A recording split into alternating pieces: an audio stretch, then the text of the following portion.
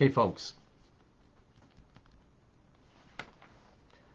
we continue in chapter 38.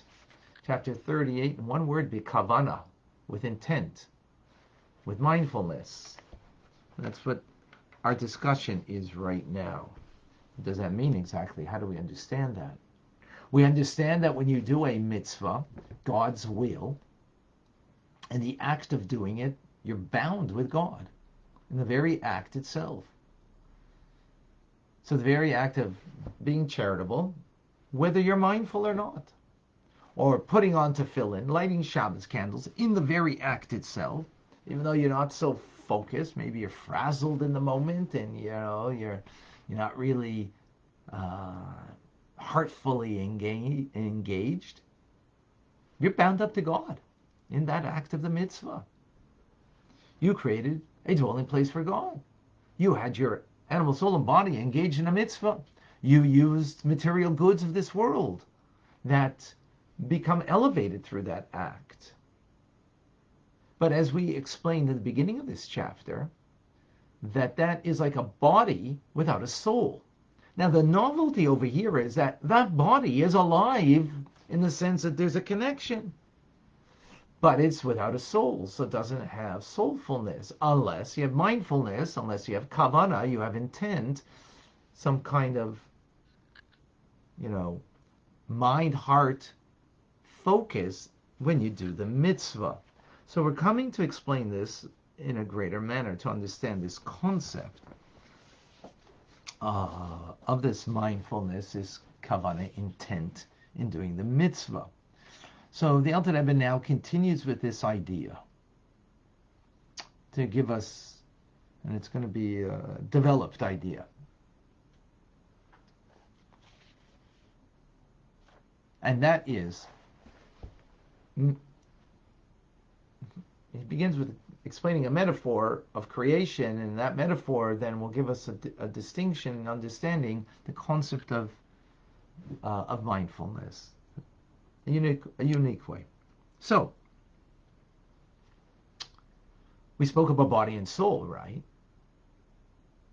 In the act of creation, and not the godly soul, but the vital soul that is a creation of God, just as my body is a creation of God, just as this pen is a creation of God, just as vegetation is a creation of God. Animal is a creation of God.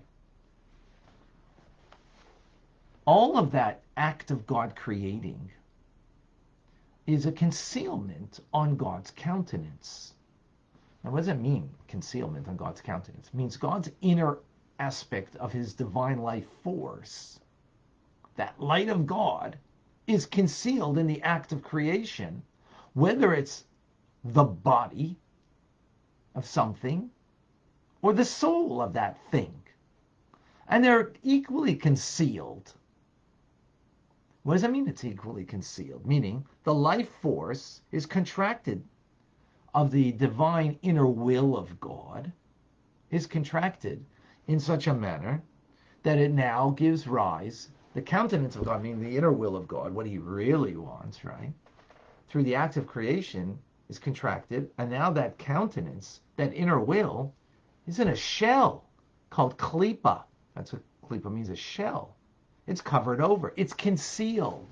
Where is it concealed? It's concealed in the body of any created being and in the soul of that created being. Not the godly soul. We're talking about the vital soul, right? It's equally, right?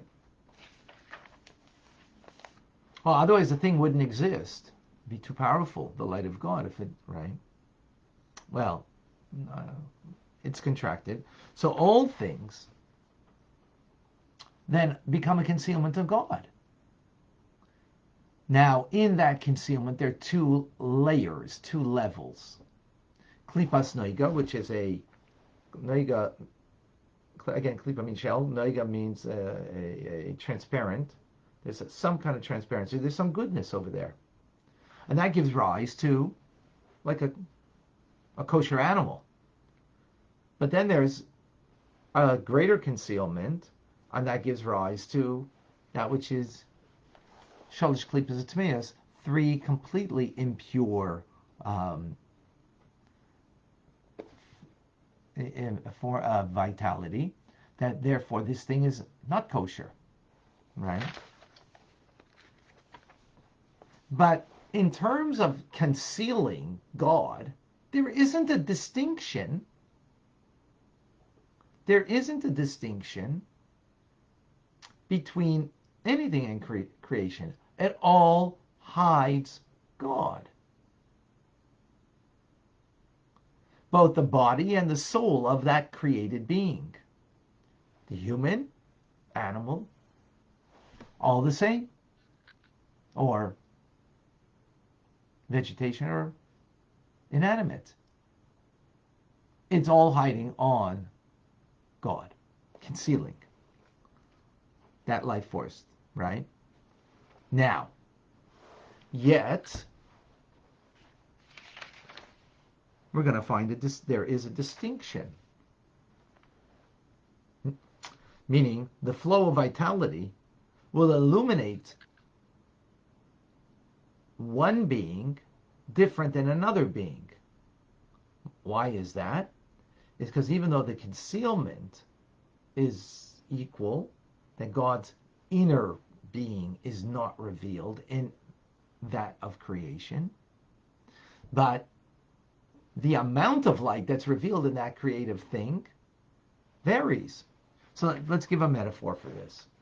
So what is a good metaphor to understand the concealment of the light of God? Well, a curtain. God, in creating this world, there's curtains of his light that now, on the other side of the curtain, it's that light is dimmed. So much so that, you know, when you're standing outside, you're looking at the sun on a bright day, not like here today, but on a very bright sun, it's blinding. Then you go into your home and you put a thick curtain to the window. Oh, you would never know of that blinding sun if you didn't experience it on the outside. You would think, oh, it's a dim light.